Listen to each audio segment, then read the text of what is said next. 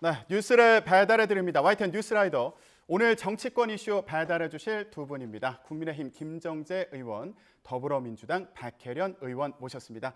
두 분 안녕하세요. 네, 안녕하세요. 반갑습니다. 네, 얼마 전에 초복이었는데 김 의원님 삼계탕은 드셨습니까? 네, 먹었을 뿐만 아니라 점심을 2번이나 먹었습니다. 삼계탕 두 번 네, 드셨어요? 예. 행사가 많아가지고. 아, 예, 그러시구나. 예, 백 의원님 어떠셨어요? 네, 저도 마찬가지로 지역에 가서 먹었습니다. 아유, 예, 네. 바쁘셨겠습니다. 요번에는 그런데 코로나 때문에 다들 이제 예전에는 모여서 먹었거든요. 근데 요번에는 배달하는 곳들도 굉장히 많았습니다. 아, 배달을 이제 네, 해주시는군요. 코로나19 영향도 있는 것 네. 같아요. 예, 자 뉴스라이더 이렇게 새벽에 또 나오시고 또 이제 국회도 열리니까 예, 체력도 잘 챙기셔야죠. 네. 예, 알겠습니다. 자 지금 얘기한 것처럼 국회가 이제 일단 문을 열기로 했습니다. 이 상황부터 얘기를 해보기로 하겠습니다. 김정재 의원님, 네. 일단 내일 본회의 열고요. 민생경제특위를 여야가 이제 구성하기로 한 거잖아요. 네. 예.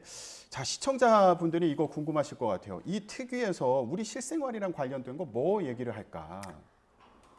지금 어제 여야 협상하면서 많은 얘기를 했었는데 그중에 이제 몇 개를 좀 정했습니다. 네. 일단 물론 지금 정한 것 이외에도 여야가 합의를 하면 민생 현안에 관해서 뭐든지 논의할 수 있지만 먼저 요즘 제일 문제가 되고 있는 유류세 인하, 네, 유류세 인하 폭을 확대하기 위한 그런 걸 한번 논의해 보자 그랬고요. 그다음에는 지금 원자재 상승이 되면서 그 납품업체들이 굉장히 힘들어하고 있습니다. 그래서 납품 단가 연동제 도입 이 문제, 그다음에 부동산 제도 개선하는 문제, 또 지금 요즘 그 직장인 식대 식대 점심값 부담을 좀 완화하자는 그런 문제요. 그리고 화물 운송업계가 지금 안전운임제가 안에서 지난번에 파업도 하고 그랬었는데 그렇죠. 이 부분도 논의하는 걸로 했고요. 그다음에 서민 그 부담을 완화하기 위해서 대중교통비 환급 문제 이것도 함께 논의하기로 했습니다. 이 외에도 좀 전에 말씀드린 대로 이제 간사간 합의가 있으면은 경제 현안 관련해서 더 확장해서 논의할 수 있고요. 이번 특위는 좀 다른 특위와 달리 그 법률안 심사권을 부여했습니다. 아, 그래요? 단순히 그냥 특위로서 논의만 하는 것이 아니라 여기서 법률안을 상정해서 논의해서 개정해서 통과하는 것까지 본회의까지 다 할 수 올리는 있도록 역할을 네네 그렇게 할 수 그렇군요. 있는 그런 특위의 권한을 부여하는 게 아주 좀 특징적입니다. 예, 그런 만큼 여기서 어떤 법안들이 논의될지 이게 참 관심인데 민주당에서도 중점적으로 추진한 게 있을 것 같아요. 네, 지금 사실 김정재 의원님이 어제 합의상을 다 총괄적으로 말씀해 주셨는데요.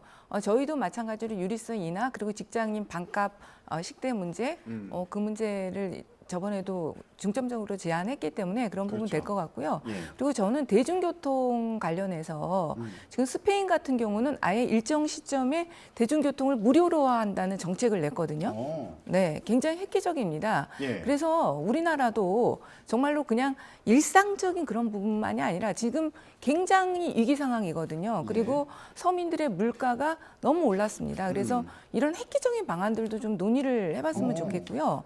한 가지 조금 아쉬운 게 이 논의사항 중에 물론 여야 간사 합의로 또 추가할 수 있지만 금리의 문제, 금융과 관련된 부분이 빠져 있더라고요. 네, 지금 사실 치솟는 금리로 인해서 너무나 많은 고통을 받고 있습니다. 그리고 또 그 금리 정책을 바꿨을 때는 공정성의 문제가 항상 대두되고 도덕적 해이의 문제도 또 발생하거든요.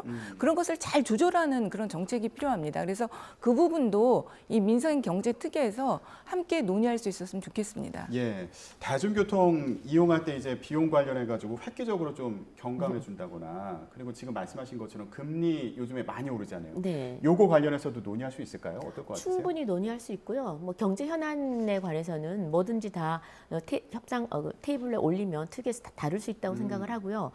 그 뭐 지금 좀 전에 말씀하신 스페인의 경우 예를 들었었는데 지금 그걸 다 지자체에서 담당하다 보니까 사실은 지자체가 굉장히 재정 부담이 큽니다. 그래서 저도 뭐 여러 가지 저희가 사실 무료로 해주면 좋기는 하겠지만 이 부분에 대해서는 또 이제 한번 문제가 된다면 여기 특위에 한번 올려서 논의해볼 가치가 있다고 생각합니다. 일단 논의 대상이 된다는 것부터가 좀 의미가 있지 않을까 네, 이런 네, 생각 드네요. 네. 예, 시청자 여러분들도 이 특위 활동 좀 잘 보셔야겠습니다. 자, 일단 이렇게 특위를 구성해서 민생 현안을 논의하기로 했는데 원구성은 아직 합의가 안 됐어요. 그래서 교섭단체 대표연설을 먼저 하기로 한 건데 박 의원님, 이게 어떤 의미가 있는 겁니까? 좀 순서가 바뀐 것 같기도 하고 어떤 상황이에요? 네, 약간 순서는 바뀌었습니다. 그러니까 상임위원장 먼저 선출을 하고 그리고 나서 이제 교섭단체 대표연설, 대정부 질문 이런 순서로 들어가기는 하는데요. 실제로는 그 상임위원장 선출이 이 대정부 질문 전까지만 된다고 한다면 원래대로 국회 일정상 그다지 큰 변동은 없는 것이고요. 일단 국회가 너무 그동안 열리지 않아서 국민들로부터 지금 굉장히 여야 불문하고 질타를 받고 있습니다. 그리고 민생은 지금 너무 어렵고 그래서 일단 개문 발차라도 하자 이런 합의가 있었다고 보고요. 예. 어쨌든 이 안에서 내일 모레까지 원구성 합의하고 정말 긴급한 민생 현안들을 해결해 나가야 되지 않을까 예. 싶습니다. 대정부 질문이 25일부터로 잡혀 있으니까 이제 그 전에 원구성 합의가 되면은 일반적인 그 상황과 이제 다를 게 없다는 말씀이신 건데 네. 가능할 것 같으세요?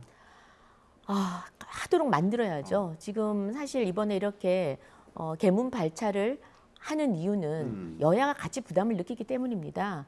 지금 국민들이 굉장히 힘들어하고 있는데 이런 식으로 원 구성이 늦어지는 건 사실 국민들한테 굉장히 송구스러운 일이거든요. 그래서 일단은 이번 대정부 질문을 통해서 이번 정부의 국정 방향에 대해서 물어볼 수도 있고 또 국회의원들이 국민의 목소리를 그대로 담아서 정부에 전달도 할 것이고 또 비판할 게 있으면 비판도 할 것이고 또 그 목소리를 통해서 정부가 좀 더 긴장하고 일할 수 있는 그런 기회가 이번에 될 거라고 보고요. 원구성만 되면 이제 상임위가 바로 또 진행이 되는데 27일까지는 최악의 경우는 대정부 질문 27일까지입니다. 예. 그래서 그 전까지만이라도 원 구성이 되면 뭐 며칠간이라도 좀 휴가를 반납하고서라도 며칠간이라도 상임위를 좀 열어서 또 구체적인 문제를 논의할 수 있다고 그러게요. 봅니다. 이거 대정부 질문 할 때는 원구성이 아직 안 되어 있어도 뭐 문제는 없는 겁니까? 문제는 전혀 없고요. 지금 사실 의원들이 그 아직 지도부에서 알려주질 않아서 그렇지 어떤 위원회인지 대충 다 정해져 있습니다. 그러니까 상임위원장만 예. 배분이 되면 바로 선출하면 되고 그것도 아마 각 당에서 거의 다 정해져 있는 걸로 알고 있습니다. 예, 알겠습니다. 자, 이런 상황인데 지금 과방위가 걸려 있어서 이거 여야 간에 협의가 어떻게 진행될지 좀 지켜보기로 하고요. 근데 여야 간에 지금 갈등의 골이 또 깊은 사안이 있습니다. 탈북어민 북송 사건 파장이 계속되고 있는 그런 상황인데 이 부분 먼저 짚어볼게요. 보수 성향 변호사 단체죠. 한반도 인권과 통일을 위한 변호사 모임이 문재인 전 대통령을 고발했습니다. 예, 박 의원님. 그런데 이거 살인죄와 또 직권남용 혐의 등을 적용해가지고 고발을 한 상황이에요. 저는 어제 살인죄로 고발했다는 얘기를 듣고 진짜 깜짝 놀랐습니다. 네. 정말 우리 사회가 너무 극단으로 가고 있구나 이런 생각이 들고요. 대통령이라는 자리는 모든 사안에 대해서 어떻게 보면 최종적인 책임을 지는 자리입니다. 이런 사례가 계속 나온다고 한다면 모든 사안마다 대통령 고발돼야 되고요. 모든 죄의 제목에 해당되게 될 겁니다. 일단 그 탈북민 북송 사건과 관련해서 지금 윤석열 정부가 너무 여론몰이를 한다. 그리고 정말 시급한 현안들이 너무 많은데 이런 곳에 집중하고 전 정부 비판에만 집중을 하니까 지금 여론조사가 그렇게 나오는 거예요. 저는 정말 안타까운 마음이 들거든요. 홍보수석이 처음으로 나와서 어떻게 보면 대국민 브리핑을 한 것이 이 사건입니다. 지금 홍보수석이 그럴 땐가 좀 안타까운 마음이 듭니다. 전 정부 비판에 집중하다 보니까 여론조사에서 부정평가가 이렇게 계속 높아지고 있다. 이런 취지로 이제 말씀해 주셨고요. 의원님, 근데 이 단체에서 하는 얘기가 문 전 대통령의 결재 없이 강제 북송을 설명하는 거는 불합리하다. 그래서 살인의 미필적 고의가 있다. 그러니까 어민들이 북한 당국에 의해서 살해당할 것을 예견할 수 있었다. 그러니까 살인의 미필적 고의가 있다. 이런 주장을 하고 있는 상황이거든요. 이 부분 어떻게 보세요? 이 단체가 주장한 것인데요. 아마 살인이라고 본 거는 처음에는 살인 미수로 생각을 처음에는 주장을 하다가 이 이제 북송된 두 사람이 처형됐다는 소식을 듣고 살인으로 지금 고소를 한 것 같습니다. 예. 그런데 이 부분에 대해서는 이제 이런 주장이죠. 북으로 돌려보내는 거는 처형이 분명함에도 불구하고 알면서 돌려보냈다라는 것이고 그리고 이번 이 사건에 대해서 또 김연철 전 통일부 장관께서 이 북송에 관련된 모든 사항은 대통령에게 보고를 했다라고 인터뷰를 한 게 또 있습니다. 예. 그러다 보니까 결국 이 문제에 대해서 청와대가 통일부나 국방부나 뭐 전 부서의 청와대가 중심으로 이번에 이 일이 진행이 됐고 최종적인 책임자는 대통령에 있지 않나 이래서 지금 살인으로 지금 고발을 한 것 같습니다. 예. 그리고 예. 또 직권 남용은 뭐 아시다시피 그 뭐 포승줄에 묶고 또 안대를 하고 이래서 그 경찰 특공대를 동원해서 지금 북으로 보낸 이 부분에 대해서 뭐 직권을 남용했다 이렇게 고발한 걸로 알고 있는데요. 예. 어찌되었든 간에 이 사건은 진실이 밝혀져야 되는 겁니다. 그러니까 이 부분에 대해서 우리가 보통 어떤 잘못됨을 가리려고 하는 이런 것들을 밝히는 것들 이거는 당연히 해야 되는 일입니다. 이걸 뭐 정치 보복이라든지 이런 식으로 몰아붙여서 프레임화 시킨다고 해서 이게 가려질 것도 아니고 그다음 경제가 어렵다라는 문제하고 이 문제는 저는 별개라고 봅니다. 그러니까 경제가 어려운 문제는 이건 당연히 윤 정부가 책임을 지고 이건 해결해야 될 문제고요. 그럼에도 불구하고 뭐 무고한 생명이 희생이 된다든지 아니면 숨겨진 어떤 역사적 사건 이런 것들은 또 밝혀야 할 것들은 밝혀야 되는 걸로 보고요. 뭐 문재인 정부 들어와서도 세월호 사건이라든지 여러 가지 사건들에 잘못이 있으면 끝까지 파헤친다라는 그 정의와 부합한다고 하지 않았습니까? 저는 그거는 어떤 정부에도 관통하는 예. 그 어떤 정의와 관련된 문제가 아닌가 생각이 듭니다. 김현철 일단- 말씀하시죠. 네, 김현철 장관의 그 발언에 대해서는 또 김현철 장관이 바로 아니라고 했었거든요. 그래서 대통령에게 뭐 보고했다는 취지의 네. 인터뷰를 했던 것과 그 사실관계를 명확하게 해야 될 것 같다. 그게 그 장관이 그런 인터뷰를 했다는 거를 확정하면 안 될 것 같고요. 그게 사실이라고 확정하면 안 될 것 같다는 걸 말씀드리고요. 예. 이거는 이제 인도적 송환의 문제하고요. 강력범죄죄 국외추방의 문제를 저는 구분해야 된다고 봅니다. 앞으로도 정말 16명을 죽인 살인자가 왔을 때 우리가 그것을 기순했다고 보고 알 건지 그거에 대한 좀 저는 기준이 좀 앞으로도 세워져야 될 것이라고 보고요. 예. 정말로 저도 이 실체 관계를 명확히 밝혀야 된다고 생각합니다. 이제는 진짜 국가 안보고 뭐고 다 어떻게 보면 윤석열 정부가 내팽개지고 SI 정부라는 거 그동안은 정말 국민들한테는 발표되지 않았던 굉장히 어쨌든 안보적으로 지켜야 될 어떤 그런 정보들이었거든요. 그런 네. 것들이 막 계속 흘러나와요.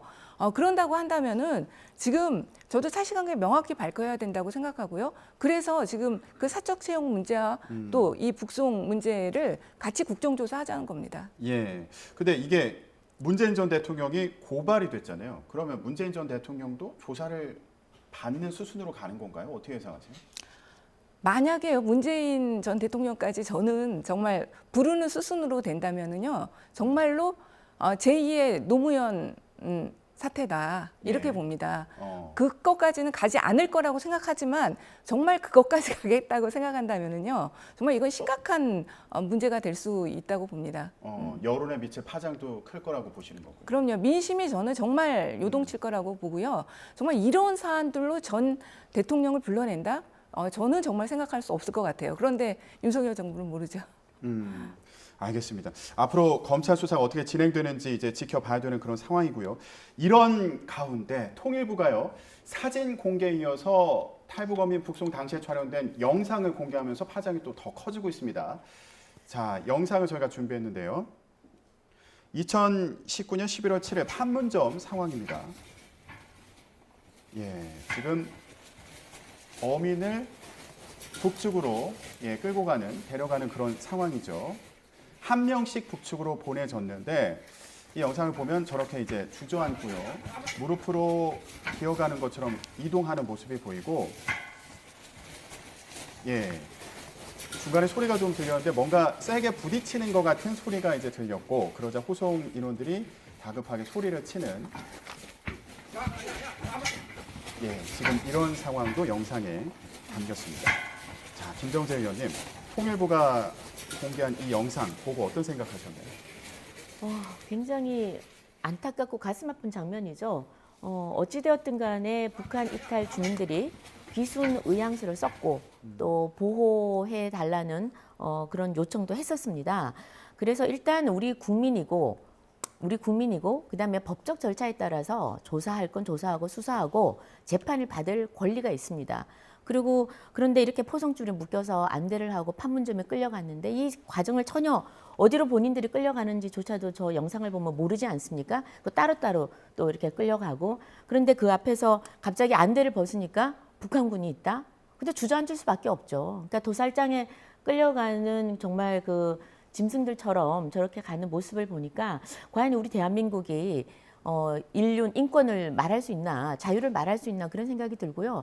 전 세계적으로 반인륜적 또 반인권적 행태를 그냥 고스란히 보여준 그런 장면이라고 저는 생각을 합니다. 예. 박의원님 어떻게 보셨어요? 통일부가 이제 사진 공개하고 나서 영상까지 공개한 상황인데 이런 상황에 대해서는 평가 어떻게 하십니까?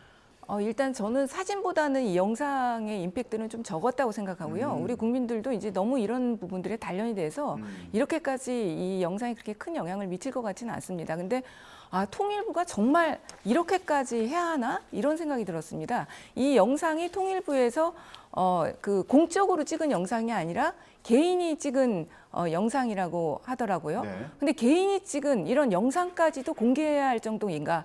통일부라는 그 행정부의 역할이 뭔가?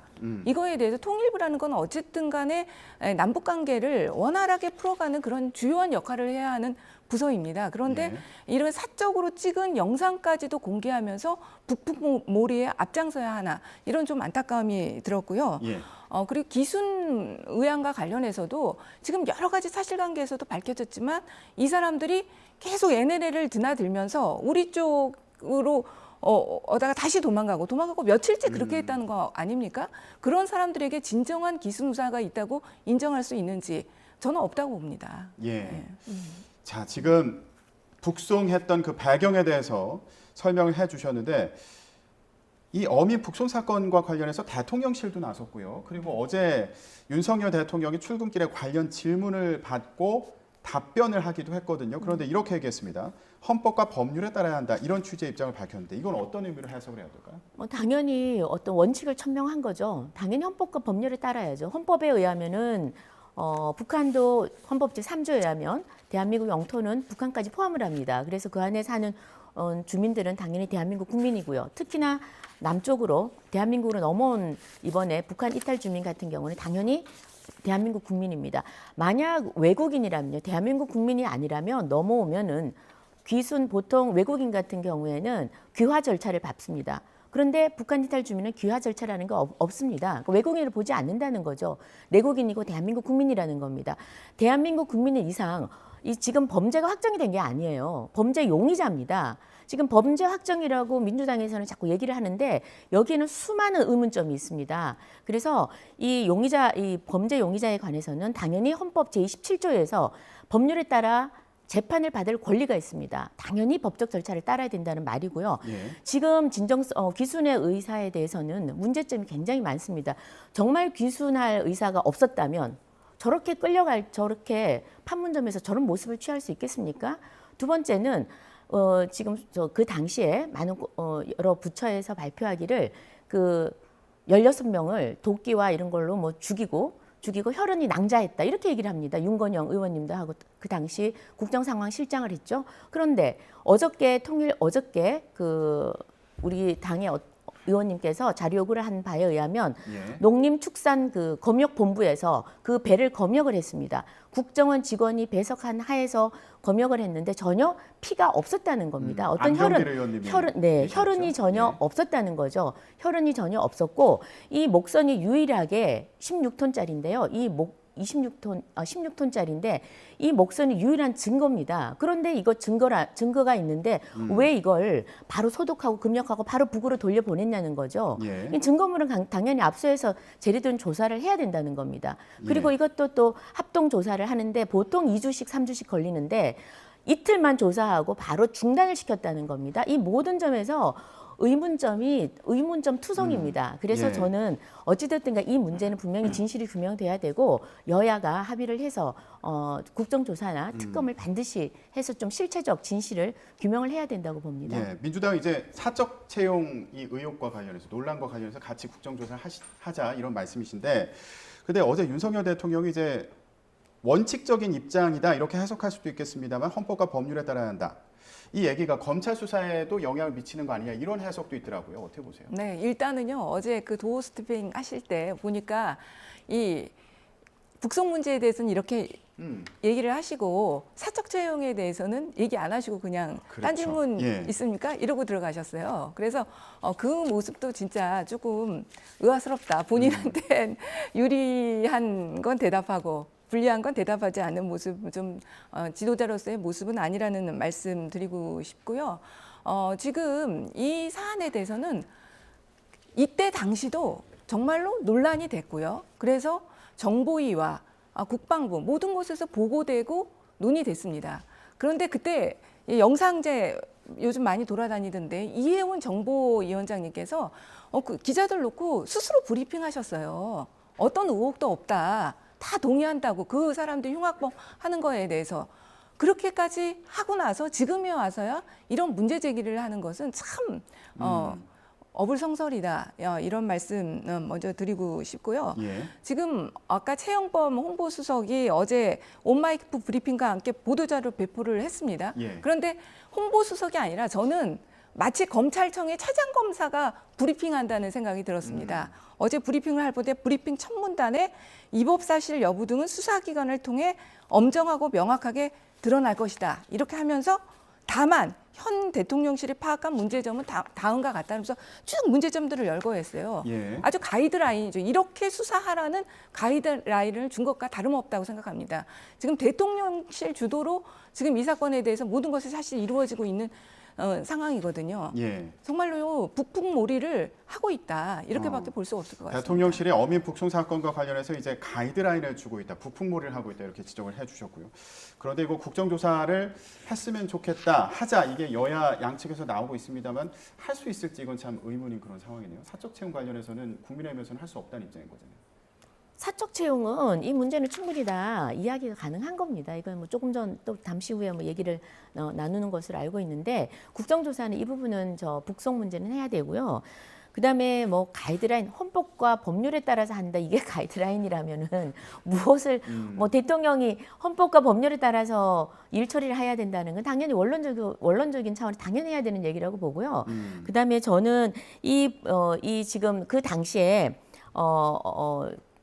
지금 국힘 의원님들이죠. 의원들이 어떤 발언을 했는지 뭐 다양하게 했겠지만 모든 게 다 제한된 정보, 잘못된 정보에 의해서 저는 했다고 봅니다. 지금 만약에 10장의 사진을 본다면 그렇게 할 수가 없죠. 그리고 통일부에서 그 당시에 소위 지금 거짓말을 한 거, 잘못 보고한 것들을 제대로 보고한다면 그때도 그런 발언을 하지 않았을 겁니다. 그러니까 잘못된 보고와 그리고 숨겨진 사실들을 다 알지 못한 상황에서 한 발언이었기 때문에 저는 그 당시 국민의힘의 의원들도 그런 발언을 했다고 생각을 하고요. 예. 그다음에 이번에 그 홍보수석의 브리핑에 대해서는 그렇게 이런 자세한 내용들, 지금까지 밝혀진 내용들을 저는 적시한 것에 불과하다. 그렇게 보고 지금 북풍이 통하는 세상이 아닙니다. 지금 국민들 수준이 어떤 수준인데 어떤 몰이를 해가지고 그게 통하겠습니까? 그러니까 저는 국민들한테 가장 중요한 거는 적어도 우리가 사실관계, 역사적인 사실관계만큼은 숨겨서는 안 된다. 그리고 예. 그 모든 것은 국민들이 합리적으로 판단할 것이라고 봅니다. 예, 알겠습니다.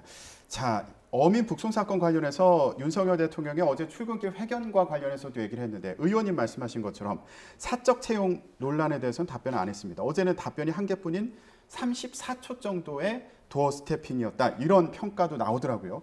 이거 관련해서 김정재 의원님께 질문을 좀 드릴게요. 이 사적 채용 논란 관련해서 이게 윤핵관 사이에 갈등으로 번지는 거 아니냐 뭐 이런 시선도 있습니다. 예, 지금 어떤 상황인가요? 정확하게 얘기하면 이건 사적 채용이 아니고 공적 채용입니다. 공적 채용인데 사적 채용이라는 게 이런 거죠. 제가 아는 사람을 그냥 아무 이유 없이 야, 이 사람 채용해줘. 오로지 사적으로 그렇게 채용하는 건데 이 지금 대통령실 비서진들 채용하는 것은 역대 정부가 다 같은 방법입니다. 맨 처음 대통령이 되는 그 과정에서 선거에 참여하는 분들이 주로 캠프에 있으신 분들, 또 당 사무처, 국회의원들, 당협위원장들 등등입니다. 그들과 함께하는 사람들인데 처음에 비서실 구성을 할 때는 그런 분들로부터 다 추천을 받습니다. 네. 추천을 받는데 비공개 채용인 거죠. 공개 채용이 아닌 겁니다. 물론 공개 채용할 때도 할 부분도 있지만 대부분 비공개 채용이고요.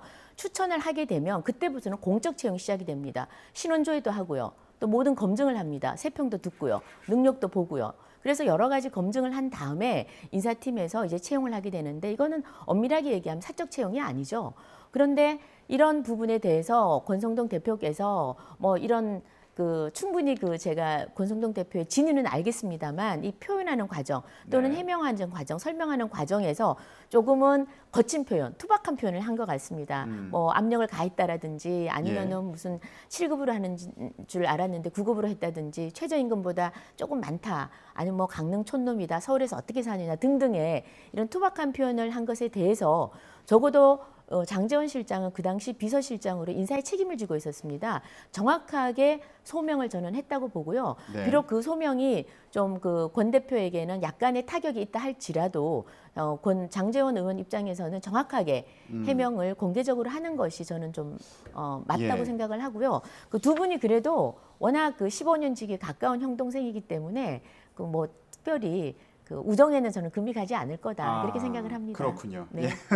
좀 근데- 길게 설명을 했지만 예. 사적 네. 채용에 대해서도 제가 함께 말씀을 좀 예, 드렸습니다. 그럼 그 포인트에 대해서 좀 얘기를 해볼게요. 지금 네. 사적 채용이 아니라 이제 공적 채용이다 이렇게 말씀하셨고 국민의힘 쪽에서 얘기 나오는 거 보면 문재인 정부 당시 청와대에서도 이런 식으로 추천받아가지고 뭐 채용했던 거 아니냐 이런 취지로 비판을 하고 있잖아요. 근데 저는 지금 전혀 상황이 다르다고 봅니다. 지금 사적 채용이 문제 제기된 게 한 번이 아니죠. 지금 인사수석의 아내 그리고 또 육촌 친척 그리고 또 우씨 네. 지금 계속해서 문제가 되는데요. 다들 또 문제가 뭐냐면 직접적으로 대통령과 어떻게 보면 대통령의 부인과 연관된 사람들입니다. 역대 정부에서요 이런 적은 없었어요. 예. 정말로 당에서 일을 하다가 이렇게 캠프에 가가지고 채용이 되고 이런 경우들이 많았지. 이렇게 초기 특히 그 초대 청와대 초기 대통령실에 들어간다는 건 엄청난 특혜입니다. 9급이라고 그냥 9급이 아닙니다. 네. 여기에서 이제 내부 승진이 될 수 있고요. 나중에는 5급 이상으로도 갈 수 있는 그리고 역대 그 공공기관이라든지 그런 자리에는 상당히 높은 자리로 갈 수 있는 자리이기 때문에 예. 누구나가 들어가기를 원하는 자리입니다. 예. 그런데 대통령을 삼촌이라고 부르고 이런 사람들이 들어간다는 거는 정말로 이 국민들 입장에서 납득하기가 어렵고 다 이것들을 그 공적인 채용이라고 한다면 정말 국민들로서는 수긍하기 어려운 거죠. 그러니까는 정말 그렇게 당당하다고 한다면요. 저는 국정조사 하자고 하는데 동의 안 하실 이유가 없는 것 같아요. 전혀. 예, 그러면 이건 어떻습니까? 국민의힘이나 이제 대통령실에서는 검증 절차를 이제 제대로 거쳐서 능력이 충분해서 채용을 했다 이런 입장인 거잖아요. 예, 그래서 문제가 없다는 건데 이 부분은 어떻게 봐야 될까요? 검증을 했을까요? 그렇게 짧은 시간에요? 저는 전혀 검증이 되지 않았을 거라고 생각하고요. 지금 벌써 드러난 것만 해도 인기 유튜버의 그 누나라는 사람요. 무슨 일을 했는지 어떤 능력이 있는지 전혀 말하고 있지 못합니다. 그리고 예. 인사수석의 그 아내도 경우에도 그때 당시 스페인에 영어 잘한다고 그렇게 얘기했어요. 능력이 영어 잘해서 데려갔다고. 아니 스페인에 영어 잘하는 사람 데려갑니까? 그러니까 그런 식으로 지금 단편으로 나타난 사실만 보더라도 전혀 검증되지 않았고 능력 부분으로 채용됐다는 것은 받아들이기 어렵습니다. 네, 검증 부분도 충분하다고 동의할 수 없다 이런 말씀이시죠. 근데 이제 모든 정부가 똑같습니다. 문재인 정부도 그렇고요. 이번에 윤석열 정부, 이전 정부도 다 마찬가지입니다. 보통 대통령 선거 끝나고 한 달 정도 안에 모두 비서실을 구성을 해야 됩니다. 모든 예. 정부가 동일합니다. 그래서 지금 초창기에는 대부분 뭐 인정하시겠지만 처음에 출발선에 있을 때는 대부분이 선거를 함께 뛴 사람들, 도와준 사람들, 그다음 추천받아서 하는 게 역대 다 똑같습니다. 이건 뭐 지금 민주당이 다른 얘기할 수가 없는 것이고, 그런데 시간이 지나면서 당연히 신원조회랑 그 능력 검증은 당연히 합니다. 근데 그 기간이 뭐 몇 수달을 걸리지는 않죠. 대부분 한 달에서 세팅을 해야 되니까요. 그리고 대부분 이제 교체가 또 됩니다. 이게 뭐 영구직이 아니기 때문에 별정직이고 계약직, 임시 계약직입니다. 그래서 길어야 5년, 짧으면 뭐 6개월, 1년, 2년도 될 수 있는데 다음 교체되면서는 또 더 확대해서 또 전문직도 좀 뽑고 이렇게 하는 걸로 알고 있는데 만약에 이걸 뭐 국정조사하자 그러면 굉장히 저는 정치권에 네. 뭐 윤석열 정부만 하겠습니까? 이전 정부들, 왜냐하면 비교도 다 해야 되고요. 과연 이게 올바른가?